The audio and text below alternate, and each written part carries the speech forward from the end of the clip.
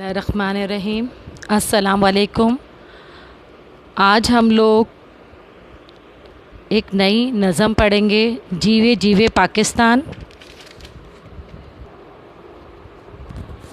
जीवे जीवे पाकिस्तान, इसके शायर हैं जमीलुद्दीन आली। नवाबज़ादा मिर्ज़ा जमीलुद्दीन अहमद ख़ान आली दिल्ली हिंदुस्तान में पैदा हुए। दिल्ली से बीए किया, महकमा इनकम टैक्स में अफ़सर रहे, फिर ऐवान सदर में भी अफ़सर बकार रहे। इसके अलावा बहुत बड़े बड़े इदारों में इनका कहना चाहिए ये रहे। कहीं पे वाइस प्रेसिडेंट, कहीं पर बैंकिंग कौंसिल के आला अहदों पर फ़ाइज़ रहे। मजलिस क़ाइमा जो है साइंस और तालीम की, उसमें रहे। आपने जो है पीटीवी के अंदर बहुत सारी अपनी खिदमात अंजाम दी। आप बतौर कंपेयर के मिली नग़मे आपने इतने सारे लिखे, टेलीविज़न में इतने ज़्यादा आपने मिली नग़मे लिखे कि जिसकी कोई इंतहा नहीं है और बहुत पसंद किए गए। इसमें से जो आज हम पढ़ेंगे, जीवे जीवे पाकिस्तान, बहुत कहना चाहिए मशहूर है। पाकिस्तानी मंदोबीन की हैसियत से आप चीन में रहे, रूस में, अमेरिका में, इराक़ में, बर्लिन में, रूम और भारत वगैरह में भी आप रहे। गज़लों में, दोहों में, सफ़रनामे, मकाल में, हत्ता कि कहना चाहिए कि वो क्या चीज़ है कि जिस पे आपने कलम उठाया हो और आप कामयाब ना हुए हो। ऐसा कोई भी मेरे ख़्याल में कुछ भी अदब में नज़र नहीं आता जिसमें जमीलुद्दीन आली साहब कामयाब ना हुए हों।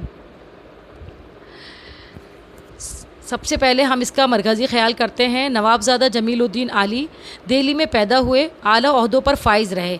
आली साहब ने अदब के मैदान में बहुत से इनामात हासिल किए। टेलीविज़न पर मिली नग़मों के बानी और कंपेयर रहे। उन्होंने बहुत सी किताबें लिखी जो बहुत ज़्यादा मशहूर हुई। बहुत सारे मिली नग़मे लिखे जो बहुत ज़्यादा मशहूर हैं, आज भी बहुत मशहूर हैं। मरकज़ी ख़याल जमीलुद्दीन आली का ये मिली नग़मा जीवे जीवे पाकिस्तान आज भी बहुत मकबूल है। इस नग़मे में कहा गया है कि पाकिस्तान के लिए लाखों कुर्बानियाँ दी गई हैं, तब जाकर ये वतन हासिल किया गया है। हमें इस दुनिया में सुकून से रहने के लिए ये वतन का एक टुकड़ा बड़ी मुश्किल से मिला है।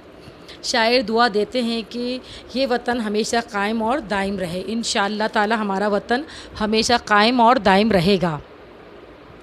इसका पहला शेर है, बहुत ज़्यादा, अगर आप 14 अगस्त तो अभी यहाँ से गुजरी है तो बहुत ज़्यादा लोग अभी भी इसको खुशी खुशी बच्चे याद करते हैं, पढ़ते हैं। जीवे जीवे पाकिस्तान, पाकिस्तान पाकिस्तान, जीवे पाकिस्तान, पाकिस्तान पाकिस्तान, जीवे पाकिस्तान, जीवे जीवे जीवे जीवे। ये खूबसूरत बंद, इसका सबसे पहले हम हवाला देंगे। ये खूबसूरत बंद निसाबी किताब में शामिल नज़म जीवे जीवे पाकिस्तान से लिया गया है।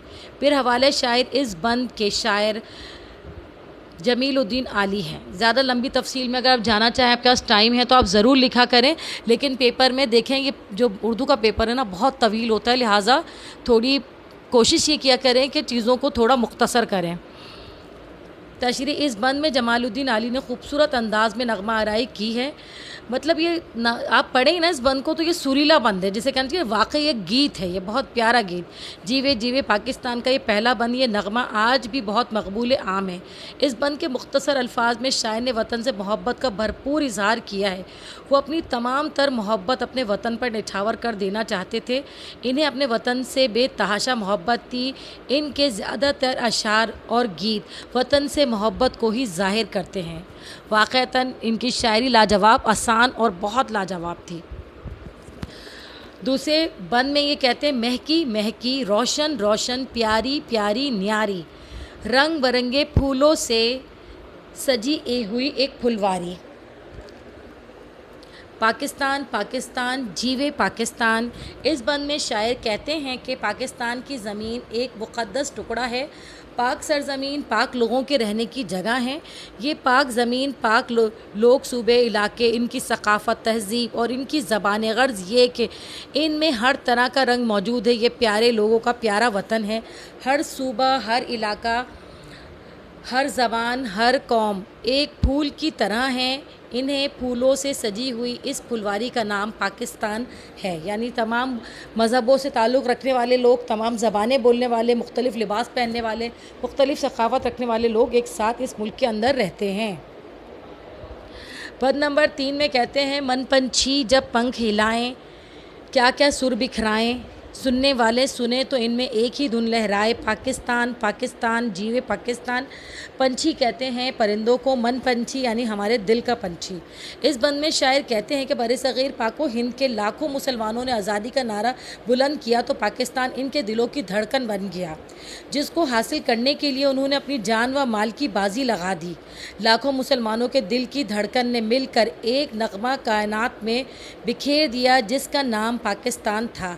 लाखों दिलों की धड़कन, लाखों दिलों का नगमा, फिर करोड़ों मुसलमानों का ये गीत बन गया, यानी पाकिस्तान जीवे पाकिस्तान, बेशक जीवे पाकिस्तान। चौथे बंद में शायर हमसे कहते हैं, बिखरे हुओं को बिछड़े हुओं को एक मरकज़ पर लाया, कितने तारों के झुरमुट में सूरज बनकर आया, पाकिस्तान पाकिस्तान जीवे पाकिस्तान। इस बंद की तशरीह में शायर कहते हैं कि हिंदुस्तान में मुसलमान तूलो अर्ज़ में बिखरे हुए थे। मुसलमानों पाकिस्तान को बनाने के लिए तमाम मुसलमानों को एक जगह पर मुत्तहिद हुए। अददी लिहाज से हिंदुस्तान में हिंदू कसरत में थे। इस बर्तरी की वजह से वो मुसलमानों पर जुल्म सितम कर रहे थे। इसके अलावा क़याम पाकिस्तान के वक्त हिंदू और सिखों ने मुसलमान मिलकर मुसलमानों पर मुनज़्ज़म हमले करके लाखों मुसलमानों को इसमें कत्ल किया गया। इनमें से मुसलमानों के दुखों का मदावा सिर्फ पाकिस्तान था। पाकिस्तान से बरसगीर पाको हिंद के तमाम मुसलमानों को एक मरकज़ अता हुआ पाकिस्तान दुनिया के ममालिक सितारों का एक रोशन सूरज बनकर उभरा है। ये इस्लामी नज़रिया और इस्लामी मिशन के साथ बना है, यानी पाकिस्तान को इस्लाम के नाम पर कायम किया गया है। पांचवा और आखिरी बंद, झेल गए दुख झेलने वाले, अब है काम हमारा, एक रहेंगे एक रहेगा एक ही नाम हमारा, पाकिस्तान पाकिस्तान जीवे पाकिस्तान। इस बंद में शायर कहते हैं कि पाकिस्तान लाखों मुसलमानों की कुर्बानियों का सिला है। मुसलमानों के घरों को जलाया गया, मासूम बच्चों का कत्ल किया गया, मुसलमान माँओं बहनों बेटियों की इज़्ज़तें लूटी गईं, मुसलमानों की जायदादों पर कब्ज़ा किया गया। ये वतन हमें प्लेट में रखकर नहीं मिला, बल्कि बहुत सी अलमनाक कुर्बानियों का नतीजा है। मगर ये वो लोग पाकिस्तान के लिए दुख दर्द सहकर पाकिस्तान बनाकर इस दुनिया से चले गए। अब पाकिस्तान की तकदीर हमारे हाथ में है। इसको एक अजीम मुल्क बनाने के लिए हमें मुनज़्ज़म और मुत्तहिद रहना होगा। अब ये हम पर मुनहसर है कि कितना मजबूत और पुरअमन हम इस वतन को बनाएंगे। इंशाअल्लाह जब तक हम आपस में इत्तेहाद से रहेंगे तो ये वतन हमेशा कायम और दायम रहेगा। इनके सवालों की तरफ आ जाते हैं। पहला सवाल है, एक सजी हुई फुलवारी शायर ने किसे कहा है? शायर ने एक सजी हुई फुलवारी पाकिस्तान को कहा है। ठीक है जी। झेल गए दुख झेलने वाले से शायर की क्या मुराद है?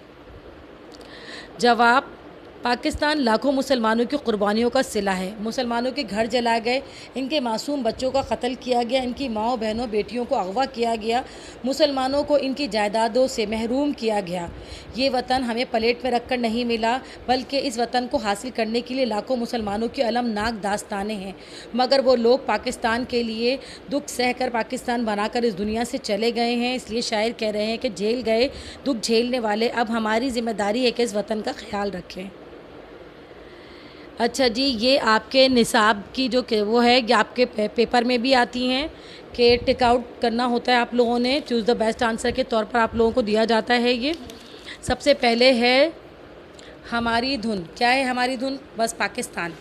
बिछड़े हुओं को एक मरकज़ पर लाया, कौन लेकर आया? हमारा वतन सारे लोगों को एक उस पर लेकर आया। एक है नाम हमारा से मुराद पाकिस्तान।